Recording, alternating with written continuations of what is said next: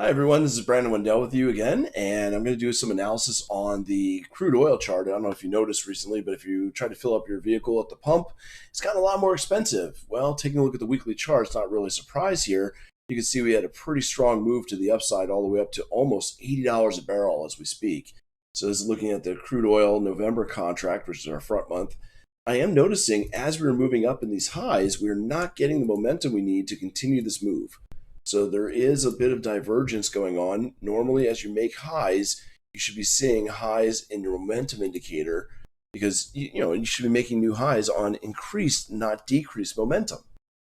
And typically, when you get that decrease in momentum, we've seen it before, right here. Well, actually, that's moving down, excuse me. But typically, when you see a decrease in momentum as you're trying to move higher, you get a correction. Prices pull back. So we also have another indication of that where we have what's called a novice candle. Basically, we've been moving upward in price very nicely. However, now we got an expanded candle, large range in the same direction we're already traveling. Those are typically people chasing price, and they usually catch it just as prices are correcting. If you take a look at the previous move, it's moves to the upside. You can even measure, well, probably right here is the best. You had an impulse up, correction down. You can see that our next impulse up stalled out right at our Fibonacci extension.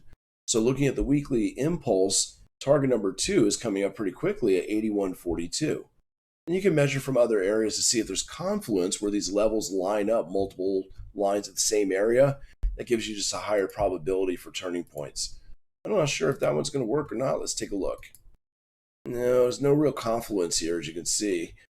The lines are just random. So I'm going to stick with the one that I knew worked and drive this back down into a daily chart.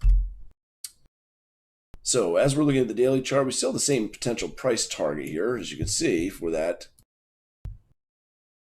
overhead zone at about 81.42.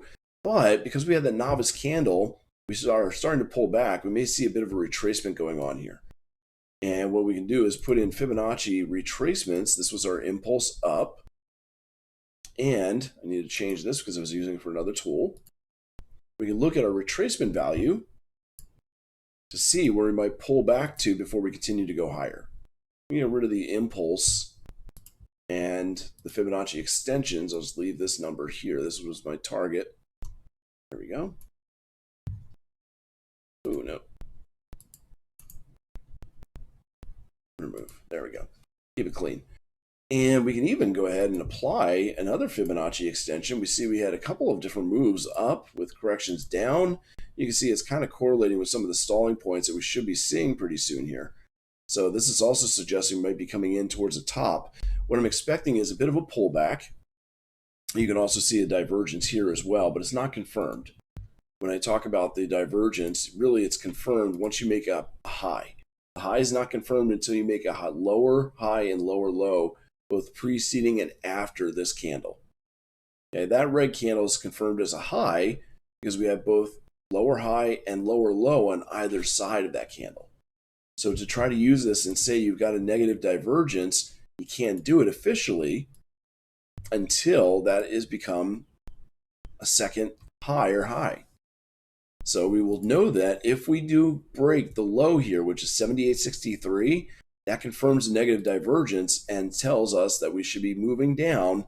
And honestly, for the first target, I'd probably be looking at, let's see, we've got a demand zone here, drop base rally, maybe a retest of a prior area. But what I'm noticing is in this area, let me go and fix this. There we are. What you'll notice is in the middle of that zone is that Fibonacci retracement of 70.93. So that's a probable target for our retracement. Maybe not 100% retracement of that novice candle, but a pretty good retracement back to the prior highs where we broke out from right there at about the 70.93 to 69.39. That'd be another opportunity to join the uptrend that's already in progress. We could try to go down to a smaller time frame and maybe fine tune this a little more. See if there are any other zones that line up. You can see that this was a demand zone.